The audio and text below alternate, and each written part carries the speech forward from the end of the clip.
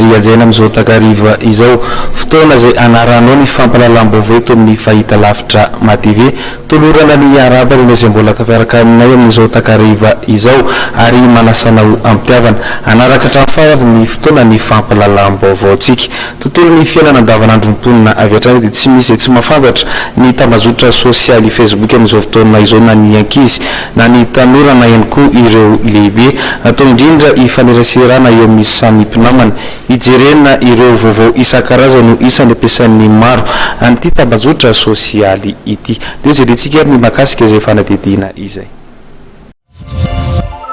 Facebook tsy misy tsy mahafantatra ary tsy misy tsy mahay amin'izao na ankizy na tanora na ireo fa nahazo taona samy mampiasa ny tambazotra serasera ty avokoa ifaneraserana amin'ireo namana havana any lavitra anarahana vaovao ijerena ireo entana amidy isany ampiasain'ny olona ny Facebook avokoa izany tena jereko dia mijerijery vaovao dia miresaka amin'ny zokom-pany ivelany mampifandraisana fa tsy tena hoe miserasera be ao anatiny rehefa misy zavatra tiako resahana amin'ny namako dia rehefa misy zavatra recherche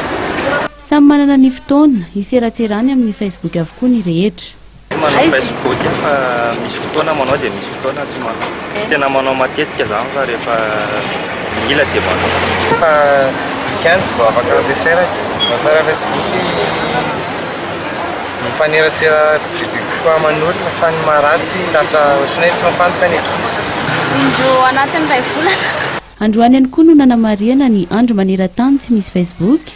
natao indrindra ity fanamariana ity mba hisorohana ny fiankinandohan'ny olona amin'ity tambanjotra serasera ity afaka natao ifaneraserana ny Facebook fa tsy tokony kosa hitondra ho any amin'ny fiankinandoha ka tsy ahafahana mifantoka amin'ny fianarana asa fivavahana sy ireo maro hafa tsy tokony atao ihany koa ho fitaovana atao anohitohina ny fahafahan'ny sasany koa samy mahay mandanjalanja amin'ny fampiasana ny Facebook